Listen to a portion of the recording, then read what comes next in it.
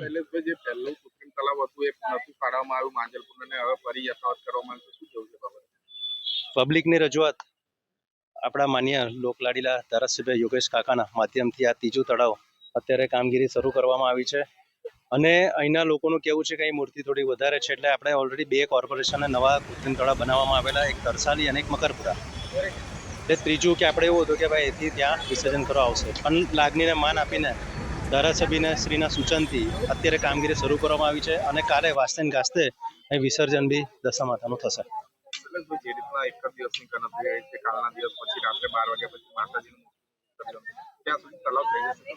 જુઓ છો કે તમે 10-15 મિનિટ પહેલા જ અત્યારે નક્કી કર્યું છે અને અધિકારી અને કોન્ટ્રાક્ટરની ટીમ સ્થળ પર આવી ગઈ છે અને કામગીરી શરૂ કરી છે. અત્યારે જેસીબી છે, મશીનરી આવે છે, અત્યારે પાણી ભરવાનું બી અમે કામ શરૂ કરીએ છીએ અને સ્ટ્રીટ લાઇટ ડિપાર્ટમેન્ટ બી જાણ થઈ છે, પોલીસને બી જાણ થઈ ગઈ છે. એટલે કાલથી સરસ રાબેતા મુજબ અત્યારે આ જે પરિસ્થિતિ એના કરતાં સારી પરિસ્થિતિ કાલે જોવામાં મળશે આપણને. અમારા મીડિયામાં મારફતથી આપણે માંજલપુરના જે 16, 17, 18, 19 જે વોર્ડ છે એને કંઈ કહેવા માંગો છો કે વિસર્જન માટે ક્યાં જવું?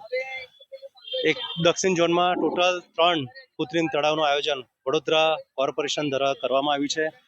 એક મકરપુરા ગામ જતા રસ્તા પર છે, બીજું તરસાલી સર્કલ પર કર્યું છે અને બીજું આપણે જલારામ મંદિરની સામે આ એક કૃત્રિમ તળાવ કર્યું છે. એટલે હું તમારા માધ્યમથી એક વિનંતી કરું છું, જે નજીક સ્થળ પરે શાંતિથી દશા માતાનું વિસર્જન કરે અને હસ્તે ને ગસ્તે બધા હલ્લા ઉલ્લાસ કર્યા વગર, કોઈ ન્યુસન્સ ના થાય, કોઈ હેરાન ના થાય, એ રીતે આપણે દશા માતાનું વિસર્જન કરવાનું છે.